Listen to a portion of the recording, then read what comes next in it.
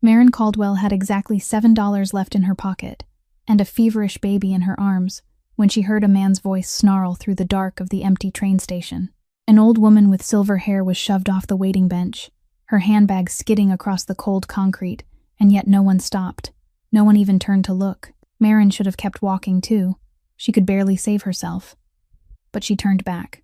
What she could never have guessed was that this trembling woman had, 30 years earlier, saved the life of a homeless street boy, and that boy had since become the most powerful and most dangerous man this city had ever known. Nor could she have imagined that one small act of kindness in the dead of night was about to drag her into a reckoning that would chill even the richest men to the bone. That night, no one knew what they had just set in motion. If this story has touched your heart, please leave a like and share it with those who need a little more faith and kindness. Don't forget to subscribe to our channel so that every day we can welcome more meaningful and heartwarming stories together. The man's footsteps were still echoing through the empty station when Marin pushed the stroller close against the brick wall, where little Lucy was sleeping uneasily beneath a thin blanket, her breathing raspy because the fever still hadn't broken. Marin gently touched her daughter's forehead one more time, whispered a few words of comfort that perhaps were meant only to steady herself, then turned away from the baby and walked straight toward the bench. The large man was standing in front of the old woman, blocking her, his voice harsh. One finger pointed directly at the face of the frail, elderly woman curled in on herself on the concrete floor. Marin didn't know who he was, and she didn't have time to wonder whether she had the strength to confront him. She simply stepped forward and placed her own body into the space between them, her back turned toward the old woman like a shield, fragile but unmistakably firm. The man stopped short, his eyes narrowing as he looked her up and down, then let out a mocking laugh. "She'd be better off minding her own business," he said, his voice dropping into a warning. There were things in this city that were best left alone. Marin didn't step back. She tightened her grip on the strap of the worn cloth bag on her shoulder, looked him straight in the eye, and said that all she saw was an old woman who needed help, nothing more. He stood there for a few more seconds, as if weighing whether she was worth his time, then finally spat something through his teeth, pulled up the collar of his coat, and walked away toward the exit, leaving behind the sound of his shoes striking the floor, growing smaller and smaller until it vanished into the night. Only when his shadow had disappeared completely beyond the glass doors did Marin feel her knees begin to tremble. She knelt beside the old woman. The woman was trying to brace one hand against the ground and sit up, her silver hair fallen loose, one shoulder of her blouse dusted with dirt. Marin slipped a hand under her thin elbow, gently helped her onto the bench, then bent to pick up the purse that had been knocked far away. A few small belongings had spilled out, and Marin quietly gathered them one by one, placing each item back where it belonged. "Are you hurt anywhere?" Marin asked, her voice softening. The old woman shook her head, but her hands were still shaking violently, whether from cold or from fear. Marin couldn't tell. It took a long while before she was able to speak, and when she did, her voice was as thin as a thread. Her name was Cora, she said. She was only sitting there waiting.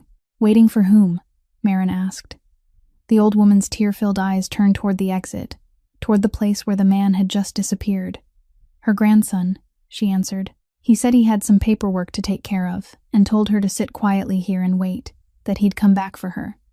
She had been waiting since the afternoon. Marin looked up at the train schedule board hanging overhead, then back at the wrinkled face of the old woman, and a cold feeling ran down her spine. It was already past midnight. The last train was about to leave the station. She sat down beside the old woman, not knowing what to say. In the pocket of her coat, her fingers moved unconsciously, feeling for and counting the little money she had left, a few crumpled bills and several coins, all of it, adding up to exactly $7. That was everything she had until her next paycheck. The money that was supposed to buy fever medicine and a carton of milk for Lucy on the way home. She glanced toward the stroller, where her tiny daughter still lay in a feverish sleep, both cheeks flushed red, and her heart twisted between two burdens. On one side was her sick child, who needed to be taken home at once. On the other was this trembling stranger, a woman who, if Marin stood up and left now, would be left alone in the cold station with no one to watch over her. Cora seemed to read the conflict on Marin's face. She placed her wrinkled hand over the back of Marin's hand, shook her head weakly, and told her to go home and take care of her child, not to trouble herself over an old woman like her. But it was that very sentence so full of surrender that made it impossible for Marin to stand up. She gave Cora's hand a gentle squeeze, drew in a deep breath, and made a decision that even she, in that moment, didn't yet understand would lead her somewhere far beyond anything she could imagine.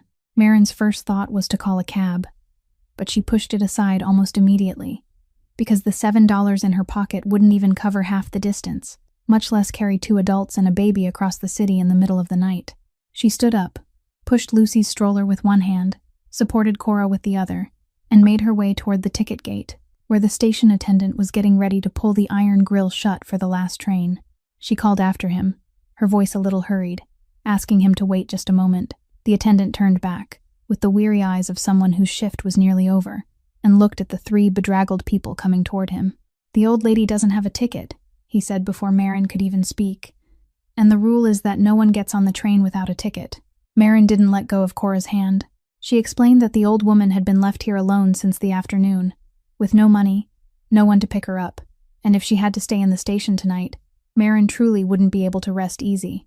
The attendant sighed, glanced at the schedule board, then looked again at the baby sleeping in the stroller, her little cheeks red with fever, and something in his eyes softened. Marin quickly counted the change in her pocket, held it out, and said this was all she had, asking him to please make an exception. He looked for a moment at the crumpled money in her palm, then waved his hand and told her to put it away, just this once, and pulled the iron grill aside just enough for the 3 of them to slip through. Marin thanked him twice, 3 times, until the train doors closed behind them. The train car was almost empty, with only a few passengers dozing in the last rows of seats. Marin found a place near the door, set the stroller close beside her, then helped Cora sit down in the seat by the window. The train gave a slight shudder and began to move, the station lights slowly falling behind them, giving way to the patchy darkness of the city drifting past the glass. Cora sat in silence for a long while, her hands folded together in her lap, and then, as though the warmth inside the train had restored a little of her strength, she began to speak. She told Marin about her grandson, Garrett, the one who had been taking care of everything for her these past few months, from papers and documents to money matters. He said her old house in the neighborhood uptown was too big now, with too many stairs for someone her age, she said, her voice both grateful and strangely uncertain. So he took care of selling it, saying he'd find her a smaller place, warmer and cozier, closer to him so he could look after her more easily. She didn't have to worry about anything at all. Garrett kept all the papers. She only had to sign wherever he pointed. Marin listened and nodded, but somewhere inside her, a thin wire seemed to pull tight. A grandson who took care of everything so thoroughly. Then why had he left her sitting alone from afternoon until late at night in an empty station? And why had he not been there when a strange man shoved her to the ground? She was about to ask more, but when she saw the old woman's face glowing with innocent trust as she spoke of her grandson, Marin stopped herself. Maybe it was only some kind of mistake, she told herself. A missed meeting, a dead phone battery. She couldn't bear to plant suspicion in the old woman's heart when she herself still wasn't sure. So she only smiled, pulled Lucy's thin blanket back into place, and asked Cora for the address of the new home, so she could take her all the way there and feel at peace. Cora gave her the name of a street that sounded unfamiliar, and Marin committed it to memory, with no idea at all what that address would lead them both to. That same night, on the other side of the city, in a room on an upper floor overlooking all of sleeping Boston, Ron Castellano stood silently beside the glass window, both hands in his coat pockets, the city lights casting cold streaks across his face. Behind him, a man was kneeling on the floor, and Ron didn't even bother to turn around and look. His name was Desmond, a man who had worked under Ron for several years, someone who had just been discovered quietly skimming protection money from small shop owners in the poor neighborhoods, forcing them to pay double, and keeping the difference for himself. Ron had known about it for many weeks. He had only been waiting. He always waited, so he could be certain. People said Ron Castellano could sit in silence longer than anyone else in this city, and his silence was more terrifying than any threat. He spoke softly, his voice low and even, without the slightest hint of hurry, asking Desmond if he knew what disgusted him most. The man on the floor stammered and begged for mercy. Ron still didn't turn around. "The strong preying on the weak," he said, "and those who use my name to bleed people even poorer than themselves." He gave a small flick of his hand, and the 2 men standing on either side immediately hauled Desmond to his feet. Ron gave his final instruction, still in that flat, chillingly calm voice. saying that every bit of the money he had taken had to be returned by hand to each person, down to the last cent, and that from this moment on, he no longer had any place in any city where Roan set foot. There was no shout, no blow struck. But when Desmond was taken out of the room, his face had gone as white as if he had just escaped a sentence heavier than any beating. When the door closed, only Roan and a man standing near the desk remained in the room, the one person he had trusted absolutely for many years. A man named Wade, who had followed him from the first days when he was still building everything. Wade stepped forward, placed a thin stack of files on the desk, and said quietly that there still wasn't anything new. Roan didn't need to ask to know what Wade was talking about.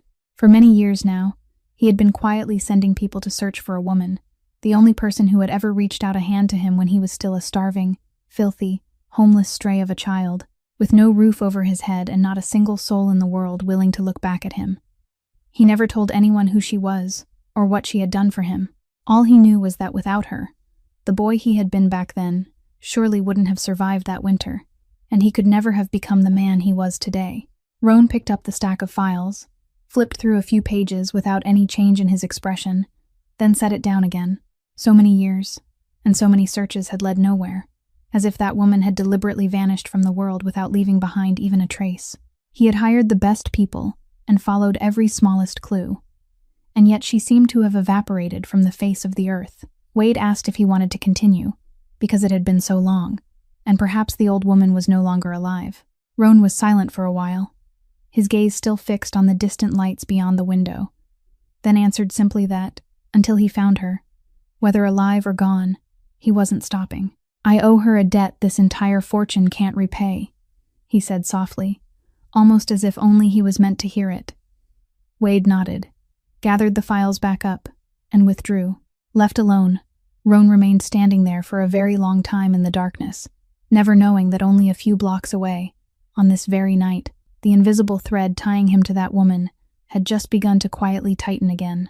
The train let the three of them off at a small station in the northern suburbs, and from there, Marin supported Cora as they walked another stretch beneath the sparse streetlights, the stroller rattling over the cracked sidewalk, until they found the street with the exact name the old woman had given her.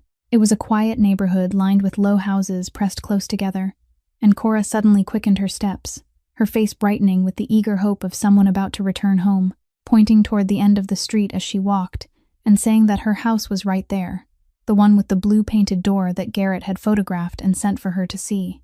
They stopped in front of a small, pretty house, and Cora stepped up onto the porch, knocking on the door with a trembling smile on her lips.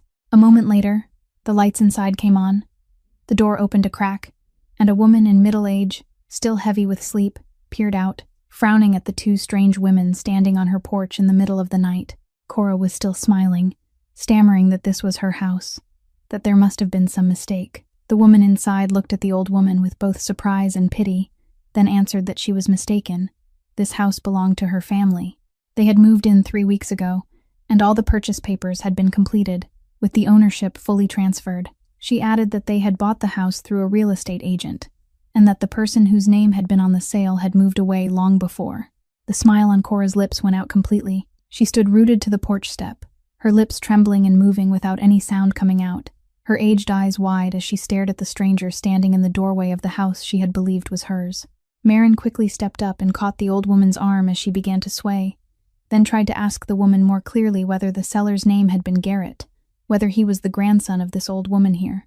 The woman only shook her head and said she didn't know any names, that everything had gone through the agent, and she was truly sorry, but it was very late. Then she gently closed the door, leaving 2 women and 1 sleeping child standing alone on the cold porch. In that instant, the truth Marin had tried all evening to push away appeared before her with cruel clarity. There had been no misunderstanding, no missed appointment, no dead phone battery. The grandson Cora trusted with all her heart, the one who had handled every document, the one who had persuaded her to sign each paper where he pointed, had sold the house she had been tied to all her life, taken every bit of the money, then abandoned her in an empty station so she would never find her way back home. Cora collapsed right there on the porch step, covering her face with both hands, and let out a broken, choking sob of someone who had just realized she had lost everything, not only a roof over her head, but also her faith in the last blood relative she had left in the world. Marin knelt beside her and wrapped her arms around the thin shoulders, shaking in waves. Not knowing what words could possibly soothe a wound that deep, she lifted her head and looked around the dark, unfamiliar street, where not a single door would open for them, then lowered her eyes to little Lucy, still sleeping in the stroller, her cheeks still warm with fever. In Marin's coat pocket, there was still only $7, and now, on her shoulders, there was no longer just her tiny child, but also an old woman with nowhere to shelter, with no place to return to in the bitter cold of a winter night. Marin knew very well that taking Cora back to her apartment was a decision any sensible mind would have warned her against. She herself was already 3 months behind on rent, and only last week, her landlord had blocked her in the hallway, his voice tight with warning as he told her that if she couldn't come up with enough money by the end of this month, she and her child would have to pack up and get out onto the street. Her apartment was nothing more than a shabby little room on the 3rd floor of an old building, where the pipes creaked every night and the cold slipped in through the window cracks that never quite closed. She had no spare room, no extra money, nothing at all to give. But when she looked at Cora sitting hunched on that unfamiliar porch step, her eyes hollow with the emptiness of someone who had just lost the last place she could call home, Marin understood that she couldn't turn her back and walk away. She helped the old woman to her feet and quietly said that tonight Cora would come home with her, that her place was cramped and poor, but at least it was warm enough to get through the night. Cora lifted her eyes to look at her, shook her head, and said she couldn't trouble her any more than she already had, that Marin had helped her far too much. Marin only smiled and answered that one person couldn't abandon another person in the middle of a night like this, that it was as simple as that. Then she pushed Lucy's stroller with one hand, supported the old woman with the other, and quietly led them both back along the long road home. By the time they reached the apartment, dawn was nearly breaking. Marin laid little Lucy down in the small crib beside the bed, checked her daughter's forehead again, and found that the fever had eased a little, then softly sang a few lines of a lullaby until the child's breathing grew even again in peaceful sleep. She made a cup of hot tea from the few things left in the kitchen cabinet, placed it in Cora's trembling hands, then took the warmest blanket in the apartment and draped it around her shoulders. The old woman held the cup of tea, its warmth slowly seeping into her numb fingers, and for the first time since leaving the station, her face loosened a little. Marin sat down beside her, and in the small room, where there was only the gentle breathing of the baby and the ticking of the old clock on the wall, the two strange women, one old and one young, quietly leaned on each other like two drifting pieces of life that had somehow washed up on the same shore. Cora looked around the bare apartment, looked at the young woman who had taken her in though she had nothing in her own hands, and her eyes filled again. But this time it wasn't from sorrow. She took Marin's hand, her voice catching, and said it had been a very long time since she had met a heart like this, that in this world, kindness, given without hoping for anything in return, was the rarest thing of all. Then she smiled faintly, her eyes growing distant as if sinking back into some faraway place in memory, and whispered that many years before, she too had once reached out her hand to a small living soul who had no one left in the world, a child she had never forgotten. Marin waited for her to go on, but Cora only shook her head softly, her eyes blurring, and said that was a story from a time very long ago, and she would tell it another day. Marin didn't press her. She only gave the old woman's hand a gentle squeeze, pulled the blanket higher around her, then leaned back against the wall, listening to the breathing of her daughter in the crib, and of the strange woman who had now become, in some quiet way, someone she and Lucy could lean on, letting exhausted sleep come over her, without knowing that the name the old woman had nearly spoken in that unfinished sentence would soon change everything. In the days that followed, while Cora slowly regained a little strength and helped Marin look after little Lucy, Marin began quietly looking into everything. She gathered all the few papers the old woman still had in her purse, several crumpled receipts, a torn piece of a real estate agent's business card, and a copy of the contract Garrett had once handed her to sign, though she had never bothered to read it carefully. Every night after her shift cleaning offices, when her daughter and the old woman were asleep, Marin sat at the rickety kitchen table beneath the weak yellow light, turning over each page, writing down the names, the numbers, and the addresses she was able to piece together. The deeper she dug, the more she realized this wasn't as simple as one greedy grandson deceiving his grandmother. The agent's name on the business card led her to a shady real estate office, and when she followed that trail, she discovered this wasn't the first time an elderly person's house had been transferred in a hurried and suspicious way. Certain names kept appearing again and again in the transactions, The same people acting as brokers, large sums of money being moved back and forth before vanishing. Garrett was only one link in the chain, one face pushed forward to get close to the prey, while behind him stood an entire network that specialized in targeting lonely, elderly people with no children or relatives close by, people who were trusting and easy to manipulate, luring them into signing papers and then swallowing everything they had spent a lifetime saving. The discovery left Marin both furious and shaken. Who was she to stand against a network like that? She was only a widow who worked nights, cleaning offices, with not even $100 in her pocket, behind on rent and raising a small child. She had no money to hire a lawyer, no power to knock on any important door, no connections she could turn to for help. She tried to report what had happened, but they only took down the information in a careless, routine way and told her to go home and wait, saying that complicated paperwork cases like this took time and that because the old woman had signed the contract with her own hand, it would be very difficult to prove fraud. Marin walked out of that office with helplessness rising tight in her throat, understanding that in this world, the weak and the poor were often left behind last, their voices fading before anyone was willing to listen. But she didn't give up. Each time she saw Cora sitting by the window, quietly staring out at the street, as though still waiting for something that would never return, a stubborn resolve rose inside her again. She kept following even the smallest clue, and in the process, to verify the old woman's identity, she did something that seemed harmless enough. She officially searched Cora's full legal name in the transaction records for the house that had been sold. That real name, buried for so many years while the old woman had lived quietly and out of sight, now appeared clearly for the first time in the city's archive of suspicious real estate transactions, tied directly to the very network Marin was trying to trace. She had no idea that this same name, this same file, had also fallen within the search radius of another force, of a man who had spent years looking for the very woman who carried that name. An invisible thread had just trembled faintly, and somewhere far from Marin's poor apartment, someone was about to realize the thing he had been waiting for his entire life.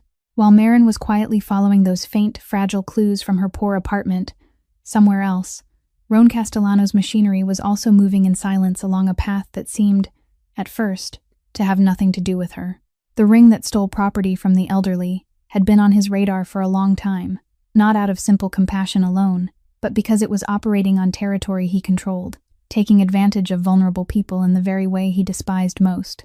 Roan had ordered his men to review every suspicious real estate transaction in the city, following the dirty money to find out who stood behind it. Then, one evening, Wade knocked on his door and placed a new folder on his desk, his expression unusually grave. "There's a name you should see," Wade said quietly. Roan picked up the file, his eyes moving over the dry lines about an old house in the uptown neighborhood that had recently been transferred through the very network they were investigating.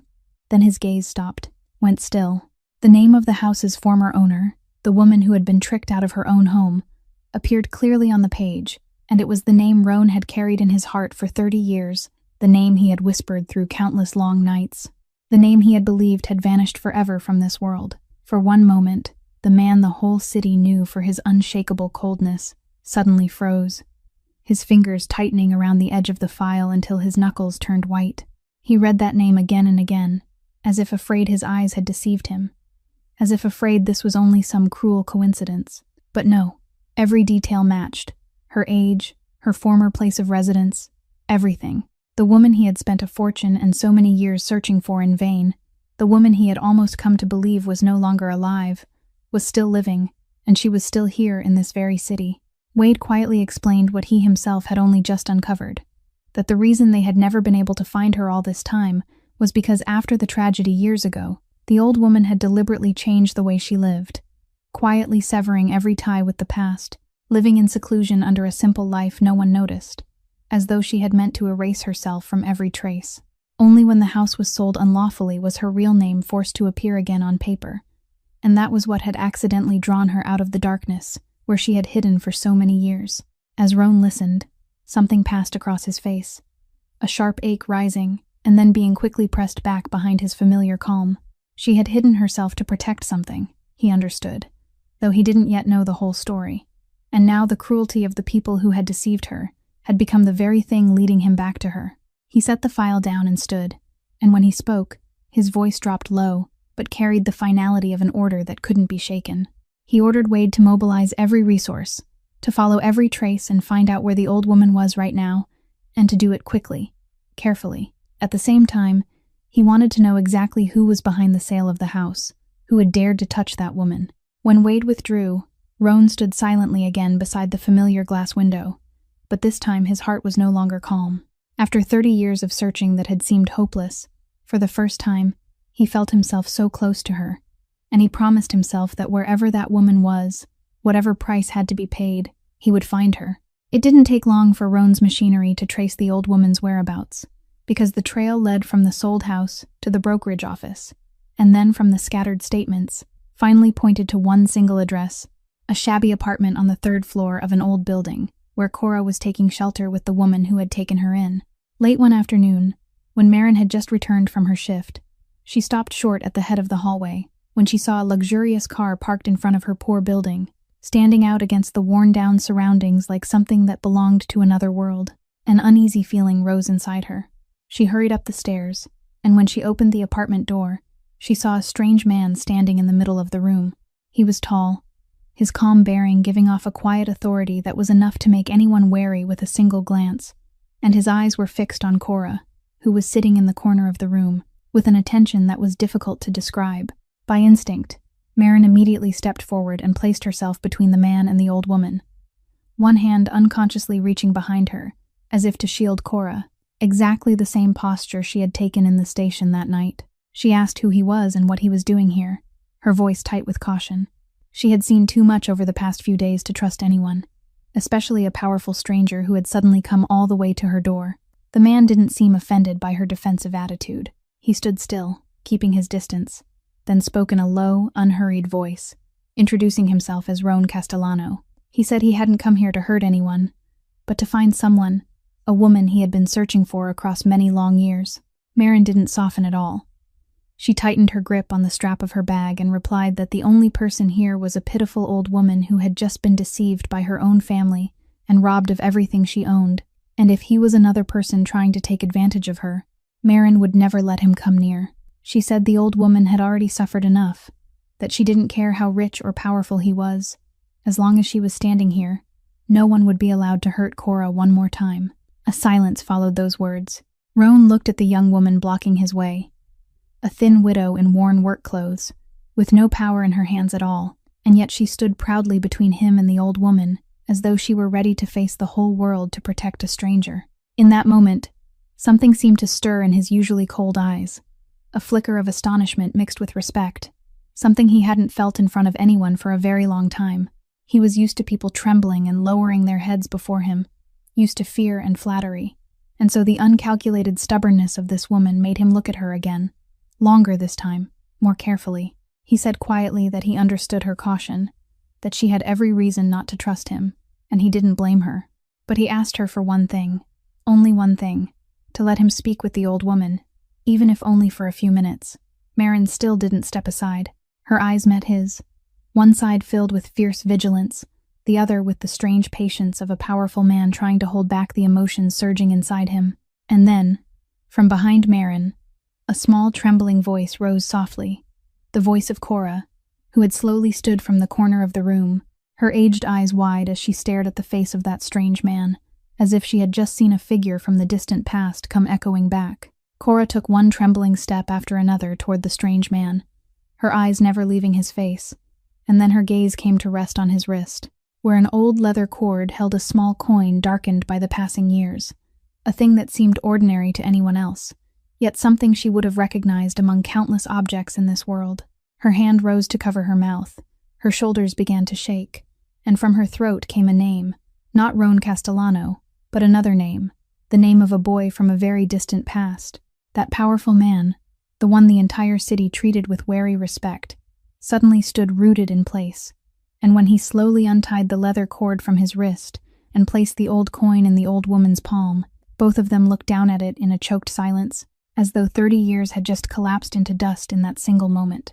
It was the very object she had pressed into the boy's hand all those years ago before fate tore them apart, and through all that time, he had never once let it leave him. Memories rushed back through both their minds like an old reel of film. 30 years earlier, in a bitter winter, There had been a boy thin enough to show every bone, curled up in the corner of an alley behind her small diner, his eyes hollow from hunger, his clothes torn and useless against the cold that cut into the skin. That boy had no father, no mother, no roof over his head, and he had grown so used to being driven away and looked at with contempt that he no longer dared to lift his face and look anyone in the eye. People passed him as though passing some piece of the city's garbage. But Cora, who was then a hard-working woman in middle age, with a small diner to run, had stopped. She brought him a bowl of hot soup, then another bowl the next day. And in the days that followed, she gave him a warm corner behind the kitchen, where he could survive the winter nights, taught him to read, and mended his clothes with her calloused hands. But the most precious thing she gave him wasn't food or shelter. It was a sentence he had carved into his soul for the rest of his life. She had held his narrow shoulders, looked straight into his eyes, and told him that life might treat him cruelly, but he must never let that cruelty swallow his heart, never become someone who trampled on those weaker than himself. Then calamity came and swept them down two separate roads. The boy was pushed into the merciless current of life, while she quietly went away, and from that day on they lost all news of each other, each carrying half of an unfinished memory through 30 long years. And now, in this cramped little apartment, the boy from that winter had returned, standing before her in the body of a grown man, and tears the entire city had never seen rolled down the face that had always seemed as cold as stone. He sank to one knee before the old woman, took those wrinkled, trembling hands and pressed them to his forehead, his voice breaking as he said he had searched for her through all those years, that not a single day had passed when he'd forgotten what she taught him, and that even though life had carried him through so much darkness, he had always tried to hold on to the small light she had lit inside the boy he used to be. Cora burst into tears, her hands stroking his hair as they had when he was still a small child, her mouth trembling as she called his name again and again. Standing silently in a corner of the room, Marin witnessed it all, and tears were already running down her own cheeks before she even realized it. In that moment, every bit of caution inside her fell away, because she understood that this powerful man, no matter how frightening his outward appearance might be, had come here not because of any scheme at all, but because of a debt of grace he had carried in his heart for his entire life. After that choked reunion, Roan didn't allow himself even a moment of rest. He had found her, but he had found her with nothing left, stripped of both her home and her faith, and that only fanned the cold, smoldering anger inside him into something sharper. He ordered his people to dig all the way to the bottom of whoever had stood behind the fraud, and within only a few days, Wade brought him the answer. But it wasn't the simple answer he had hoped for. Garrett, the grandson who had betrayed the old woman, turned out to be no more than a small piece on a much larger board. The ring that specialized in targeting the property of lonely elderly people wasn't being run by some lone street thug, but was backed by a well-known force in the underworld, a man named Sloan Merrick. When that name was spoken, even Wade lowered his voice, because Sloan wasn't an ordinary opponent. Unlike Roan, who had built his power through hardness and his own private code, Sloan was dangerous because he hid behind layers of legality, using money and a tangled web of relationships among lawyers, notaries, and real estate people to turn blatant theft into transactions that looked perfectly lawful from the outside. He didn't need knives or fists. He used paperwork and signatures, and that was exactly what made him dangerous, because his victims usually had no way to prove they'd been deceived.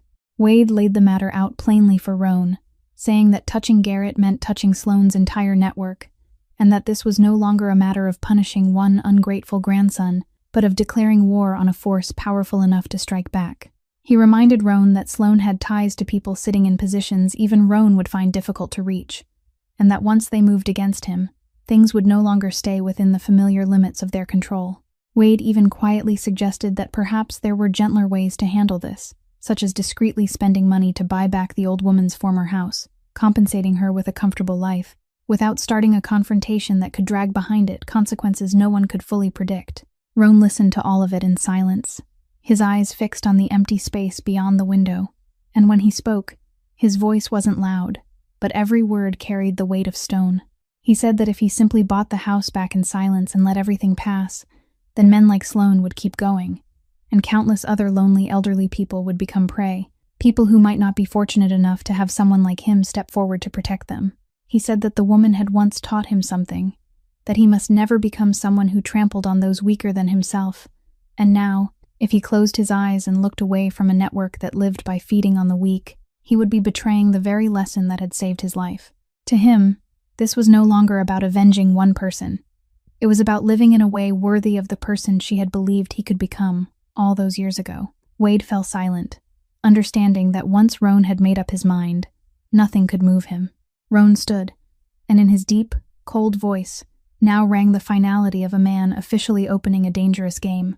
He ordered them to gather every piece of evidence against Sloane's network, every shady transaction, every victim, every dirty money trail, without missing a single detail, because he knew that to bring down a man hiding behind a legal mask, strength alone wouldn't be enough. He needed things in his hands that could drag Sloane out into the light, but he also understood that from the moment he struck, Sloane wouldn't sit still, and once that beast realized it was being threatened, it would fight back with every method it had. Roan knew he was stepping into a war that was uneven in its own way, a war where the first wounds might fall on the very people he wanted to protect.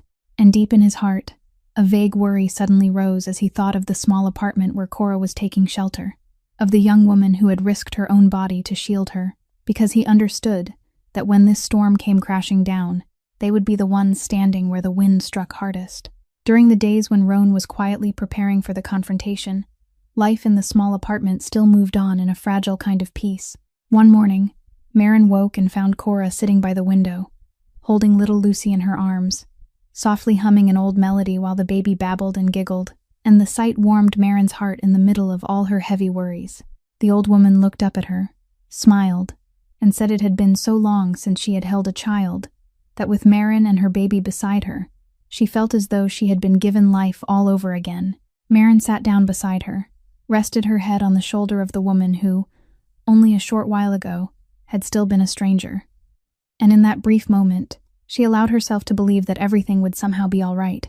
But that peace didn't last long, because while Roan was following Sloane's trail, on the other side, Sloane's machinery had also sensed that someone was quietly gathering evidence against his network, and every clue led back to one person, a poor widow who had once gone to the authorities, who had asked questions about the house that had been sold, who had followed names she should never have touched. Sloane didn't need to know who she was. He only needed her silent, and he had countless ways to silence a powerless person without ever showing his hand openly. The first blow fell at her workplace.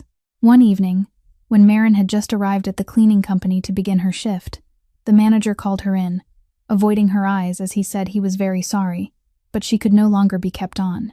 When she pressed him for a reason, he only stammered that someone had made a phone call, that there were pressures from somewhere he couldn't stand against, that he was only an employee himself, and begged her not to make things difficult for him. Marin walked out of that door with empty hands, having lost the last small income that kept her little household alive. But that was only the beginning.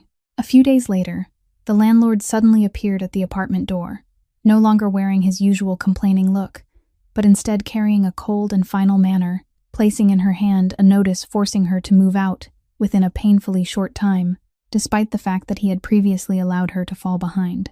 He too avoided looking into her eyes, saying only that there were people he couldn't afford to offend, and that it would be best for her to leave so the matter could end quietly.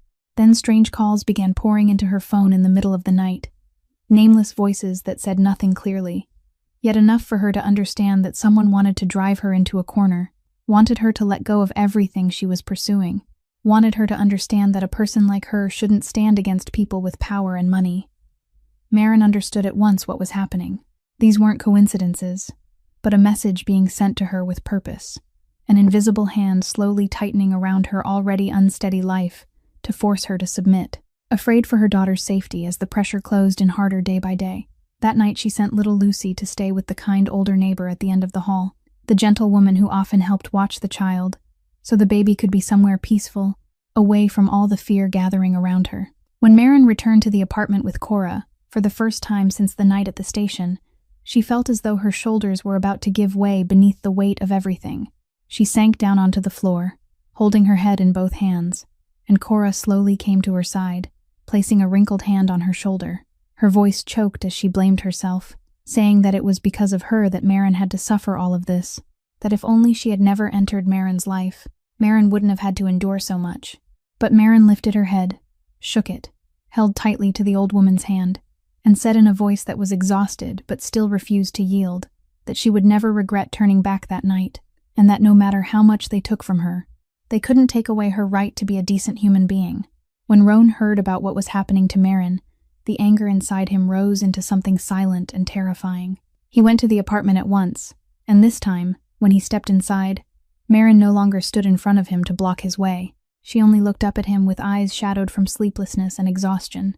He looked around the small room, at the eviction notice still lying on the table, at the woman who had once stood so fiercely upright, now bending under the pressure of men hiding in the dark, and he understood that it was because she had taken Cora in, because she had chosen to stand on the side of what was right, that she was being forced to pay this price.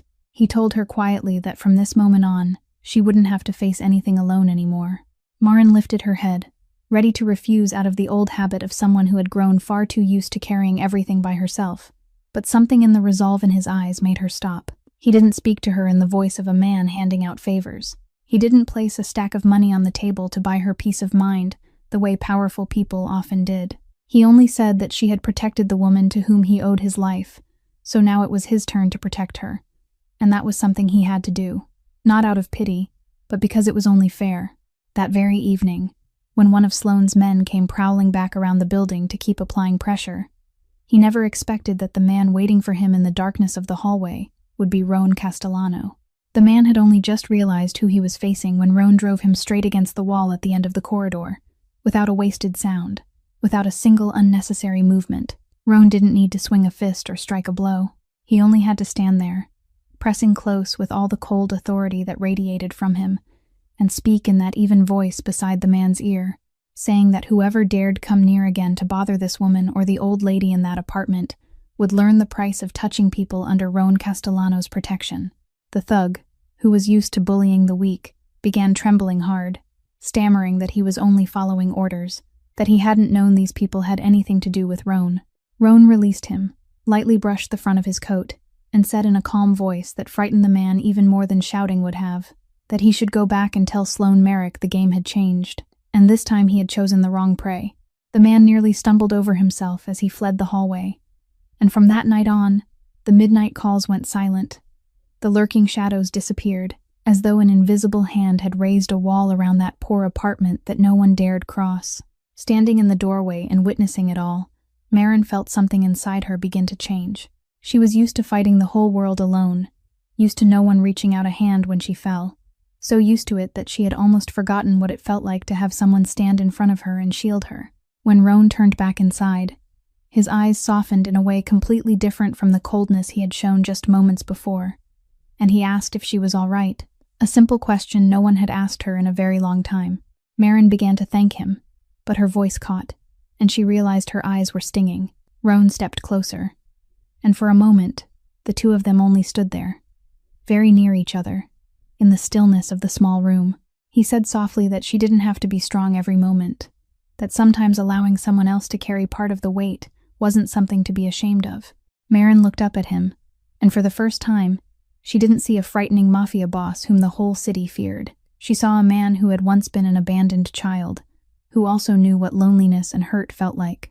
Between them, a fragile feeling that had not yet been given a name quietly began to take root. Not a sudden, reckless blaze of passion, but the silent kinship of two souls who had passed through too much loss and had accidentally found, in each other, a place to rest. Roan had expected Sloane to strike back, but he hadn't expected the deadliest blow to come from within his own ranks. For many weeks, he had poured all his strength into gathering evidence against Sloane's network, and every confidential document passed through Wade's hands. The man who had stood beside him from the very beginning, the only person he trusted enough to entrust with his most important secrets. That absolute trust became the opening he had never imagined. Sloane, with the cunning of a man used to slipping through cracks, didn't waste his strength confronting Roan head-on. Instead, he quietly found the weak places in human nature, greed and fear. He had secretly approached Wade long ago, using an enormous amount of money and promises of a position Wade would never have as long as he remained in Roan's shadow. And little by little, he had bought a loyalty that had once seemed impossible to shake. Wade, the man who had advised Roan to choose the smoother path, the man who always seemed worried for his safety, had in fact been quietly feeding Sloane every move Roan made, every piece of evidence he held, every play he planned to make. The consequences came swiftly and brutally. At the very moment Roan was preparing to deliver the decisive blow and bring the full record of the network's crimes into the light, he discovered that the most important evidence had suddenly disappeared. The witnesses he had worked so hard to persuade had abruptly withdrawn their statements or vanished without a trace, and the connections he had believed were solid in the darkness turned their backs on him one by one. Worse still, Sloane turned the board against him, using the very information Wade had supplied to set a trap, turning Roan from the hunter into the hunted. Murky accusations began to aim themselves at him. Legal troubles were constructed with careful precision to bind his hands, and for the first time in so many years, the most powerful man in the city found himself forced onto the defensive, surrounded on every side by a network in which he could no longer clearly see who was friend and who was enemy. When the truth of Wade's betrayal was finally exposed, Roan stood in silence for a very long time in his office, and that pain cut deeper than any attack from an enemy. He had spent an entire life on guard, had grown used to trusting no one, and yet the only person he had opened himself enough to trust had been the very one to stab him from behind. In that moment, Cora's words from years ago echoed again in his mind, about how cruel life could be, and he understood that this was one of its cruelest hours. The board had now tilted sharply in Sloane's favor. He had not only neutralized the threat from Roan, but had also turned to tighten the circle around the people Roan wanted to protect, because he knew that striking those people was the same as striking Roan's most vulnerable place. Roan was forced to step back for the moment, forced to fight through the troubles that were tying him down, and while he was distracted trying to hold the line, he realized with pain that he no longer had the strength to shield that small apartment as completely as before. He went to see Marin, and this time, without his usual calm, he honestly told her that the situation had become more dangerous than he had expected, that a traitor had brought him low, and that he wasn't sure how much longer he could protect everyone. Marin looked at the man who had once seemed as immovable as a fortress, now carrying the weight of betrayal and defeat on his shoulders, and instead of fear, something inside her rose. She realized it was time she could no longer simply stand behind someone else and be protected, that perhaps she herself, the person no one would ever expect, was holding something that could turn this whole game around, just when it seemed already decided. That night, after Roan left, with the weight heavy on his shoulders, Marin remained seated at the old kitchen table, and something suddenly flashed through her mind, something she had forgotten amid all the crises pressing in one after another. During all those weeks of following Garrett's trail, she had quietly collected and kept everything she could find, not because she knew how important they might be, but because of the instinct of someone who had nothing in her hands, and therefore had to cling to every smallest scrap of evidence. She pulled out the old cardboard box hidden beneath the bed, and spread before her everything she had gathered. The copy of the sales contract Garrett had once given the old woman to sign, the receipts, the torn business card of the broker, and most important of all, her own careful notes about the names, the transactions, and the connections she had quietly traced. While Roan and his entire operation had been aiming at the major evidence Wade had destroyed and the witnesses who had been bought off, Marin was still holding the tiny links no one had bothered to notice, the scraps and fragments that neither Sloane nor the traitor had ever imagined a poor widow would have the patience and care to preserve. And there was one more thing, the most precious thing of all. Cora herself, the only living witness who could tell the whole story from beginning to end, how she had been deceived into signing those papers. A new resolve awakened inside Marin. She understood that if she simply sat and waited for Roan to untangle everything himself, or worse, waited until Sloane tightened the noose completely, then all of them would sink into the abyss. She had no power, no money, but she had something those people had underestimated: the persistence of a mother, and the courage of someone who had almost nothing left to lose. She sat beside Cora through the entire night, gently helping her arrange each painful piece of memory into a clear account, carefully writing down every detail, every date, every time Garrett had come with papers, every sentence he had used to deceive her. At first, Cora was hesitant, afraid that bringing everything back up would only draw more disaster down on Marin and her child. But Marin took her hand and said that silence would only allow evil to win, and that since Cora herself had once taught a little boy never to bow his head before those who trampled on the weak, she shouldn't bow her head now either. Those words seemed to touch something deep inside the old woman, and she nodded, wiped away her tears, and began to tell everything with astonishing clarity. The next morning, Maren went to Roan, and this time she didn't come with the look of someone waiting to be rescued. She walked in holding the cardboard box tightly in her arms, her eyes bright with a light he had never seen in her before. She placed everything on the table in front of him, clearly laying out each link she had traced, every piece of evidence she had kept, and Cora's detailed statement, which she had worked so hard to record. Roan went still as he looked at the things spread before him, then looked up at the woman standing in front of him. And in that moment, he understood that while his entire network of power had been brought down by one traitor, the small woman he had thought he was protecting was the one now holding out the key that could turn the whole board around. He said quietly that she had done what his entire operation couldn't do, and in his voice there was both astonishment and deep respect. Maren only gave a tired smile and answered that she had done it because she had never stopped believing there was still a place for what was right in this world. The two of them looked at each other, and in that meeting of their eyes, amid the evidence that could change everything, the quiet feeling between them grew one step deeper. Not because he had saved her, but because this time she had saved him. With the evidence Maren had given him, Roan found himself armed with a weapon Sloane had never expected, and he immediately set to work rebuilding the entire game that had seemed to collapse. He combined two kinds of power few people possessed at the same time. On one side was the underground network, with its ability to force those who had once been bought off to tell the truth. On the other was the clear paper trail, strong enough to expose the ring before the light of the law. He had his people quietly approach each witness who had fled, using both authority and a promise of safety to give them the courage to speak honestly, while at the same time sending the entire file on the shady transactions, the dirty money trails, and the list of elderly victims to people in positions of authority whom Sloane couldn't reach or silence. The first link to be stripped bare was Wade. Roan didn't need to deal with the traitor brutally, because to him, letting a man like Wade lose everything he had sold his conscience to obtain was a more fitting punishment than anything else. He made him watch with his own eyes as the power he had run after came crashing down, made him understand that a traitor never had a place to shelter on any side, and then pushed him out of his life forever, without a single word of regret. As the vice began to tighten around Sloane's network, Garrett, who had only ever been a small piece on the board, realized in panic that he was about to be abandoned and left to take the blame for the entire ring. In desperation, he came up with a reckless and vile idea: to return to Cora one last time. He tracked down where she was staying, and while Maren had just stepped out to handle some errands, he slipped into the apartment with a new stack of papers. He knew the old woman was weak. He knew she was dependent and alone, so he used every kind of sweet talk and threat to force her to sign documents that could help him wash his hands clean and push all the blame onto someone else. He sat across from the old woman, his voice shifting from falsely affectionate to threatening, saying that if she didn't sign, she and the woman who had taken her in would be in serious trouble, that she had no other choice left. Cora sat there, her hands trembling, but this time, she was no longer the naive, trusting woman she had once been.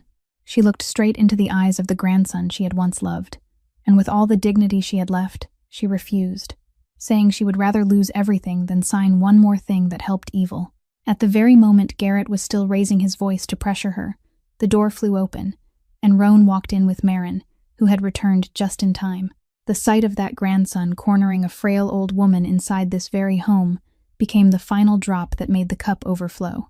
Roan stepped forward, and with only a few strides and a look as cold as ice, he froze Garrett where he stood, the papers in his hands falling to the floor. He didn't need violence. He only placed a hand on Garrett's shoulder, forced him down into a chair, and told him that his game was over, that every crime he had committed, and every crime committed by the network behind him, had been exposed, and that from this moment on, he would pay for every tear he had caused the woman who once raised him. Garrett was handed over along with all the evidence, and like falling dominoes, Sloane's entire network was exposed piece by piece. The layers of legal cover were torn apart, and those who had believed themselves above the law were forced, one after another, to face the price of their crimes. Sloane, who had once been so certain that money and connections could shield him forever, finally lost all his power and was caught in the net. And amid all that destruction of evil, one good thing was brought back to life. Cora's house and every piece of property stolen from her were returned intact, ending the days when she had been robbed of both her shelter and her faith in human beings. But even when justice returned, It couldn't erase all the wounds that those long months of suffering had carved into the body of an old woman already in the twilight of her life.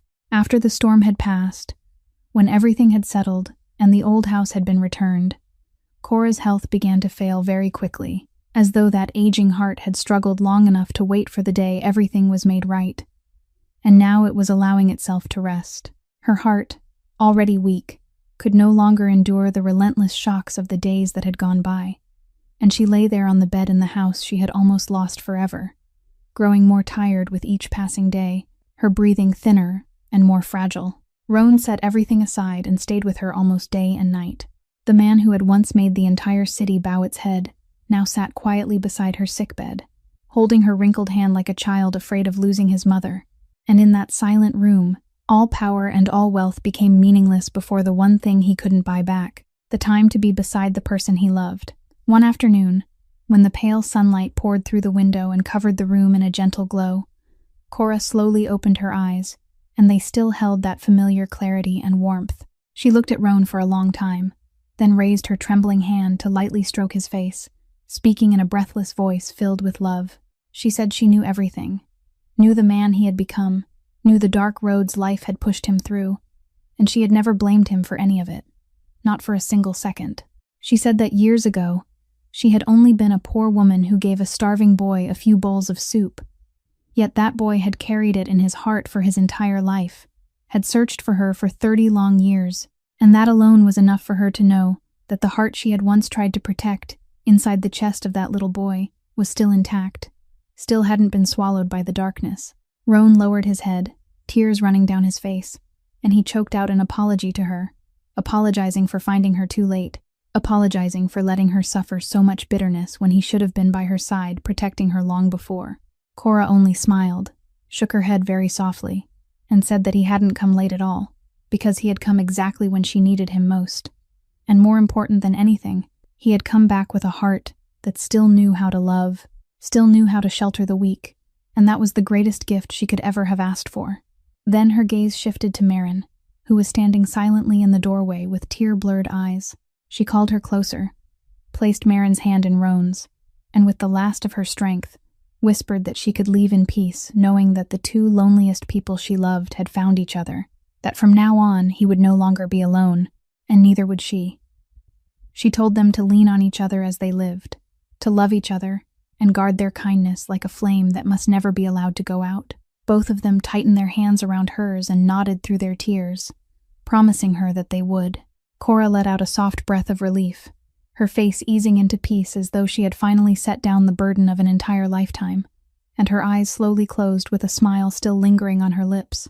She passed away gently, as if sinking into a deep sleep, in the arms of the two people she had saved, and who had saved her in return.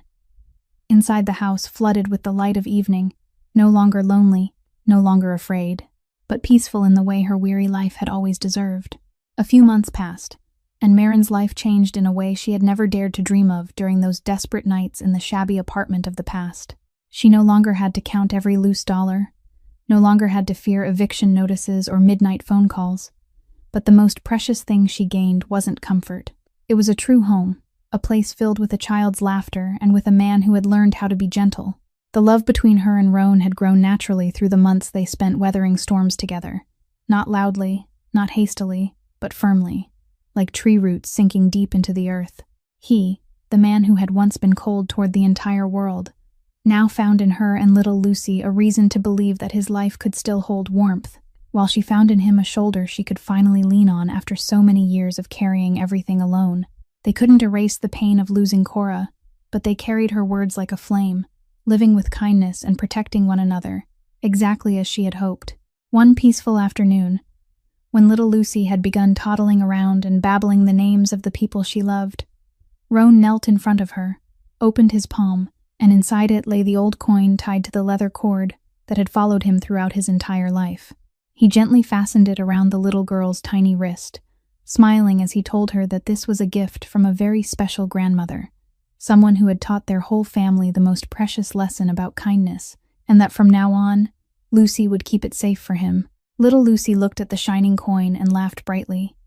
And in that moment, Marin stood watching the two people she loved most, her heart swelling with emotion she couldn't hold back. The thread of gratitude that had begun with a bowl of hot soup Cora gave to a starving boy 30 years earlier, that had passed through the gesture of a poor widow on a freezing night in a train station, was now being handed down to a small life of the next generation, like a reminder that kindness never truly disappears. It only passes quietly from one heart to another, binding strangers together until they become family. Their story reminds us of one simple yet profound truth, that kindness given freely is never wasted, even when, in the moment we give it, we expect nothing in return. Marin could have kept walking that night. She could have turned away like so many others, but she chose to look back, and that small choice lit up not only her own life, but the lives of those around her. Because a person's true dignity doesn't lie in whether they're rich or poor, strong or weak, but in whom they choose to stand beside when no one is watching, in whether they choose to reach out or turn away at the very moment their conscience speaks. A gesture that seems small can sometimes carry the power to change entire destinies. And the kindness we plant today may bloom one day when we least expect it. If this story has touched your heart, please leave a like and share it with those who need a little more faith in kindness. Don't forget to subscribe to our channel so that every day we can welcome more meaningful and heartwarming stories together. How do you feel about this story, about Marin's choice on that night? Please leave a few lines in the comments so we can hear the feelings from deep within your heart, because every share from you is a precious source of encouragement for us. We wish everyone listening to this story abundant health, a joyful life, peace, and love overflowing each day. Goodbye, and we'll see you again in the next stories.